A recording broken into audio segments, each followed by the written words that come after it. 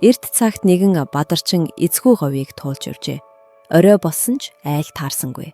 Бадарчин хээр хонох болох нь гэж бодож явтал гэр шиг цагаан юм харагдаж гин. Бадарчин ихэд баярлаж айлд орчиж хонохоор алхаагаа түргэтгэн явсаар очтол гэр биш өгөрсөн сүүжний яс байв. Нэгэнт гэгээ тасарч байсан тул аргагүй тэндээ хонсон байна. Шүн нойрон дунд нь анц нүдтэй чөтгөртэй зодолтоод болохоо байхаар нь Бадарчин уурлаж энэ мууч төр ямар хаашаа юм хүн зүгээр байлахгүй гэд аманд нь натах хүмүүлч гисэн чинь яасан гашуун юм гэж хашгирж байна гэж шүнжин зүүдлээд хонжээ.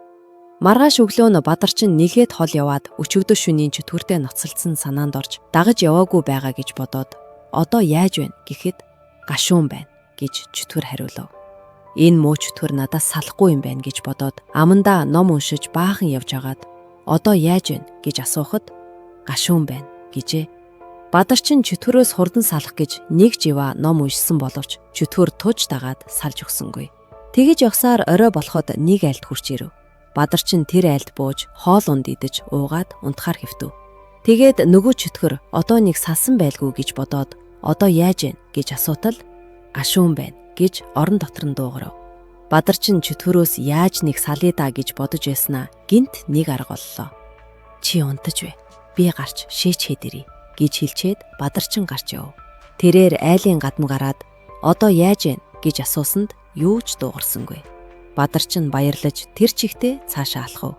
Өглөө нь айлын хүмүүс босч цай ундаа уугаад Бадарчин босгүй болохоор нь энэ Бадарчны бие нь өвдсөн юм биш үз гэж ярилцаад хүнжлийг нь сөхөөд хартал өгөрсөн сүүжний яс хөвтөж байжээ.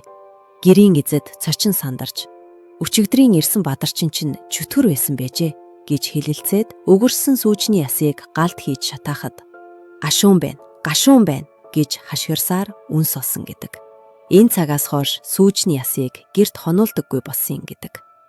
Монголчууд сүүжний ясыг гэрт хонуулдаггүй гэж цээрэлдэг нь голдуу бэлэгдэл, домог, яс заншил, гэр орны хиймэрл ундаатай холбоотой байжээ.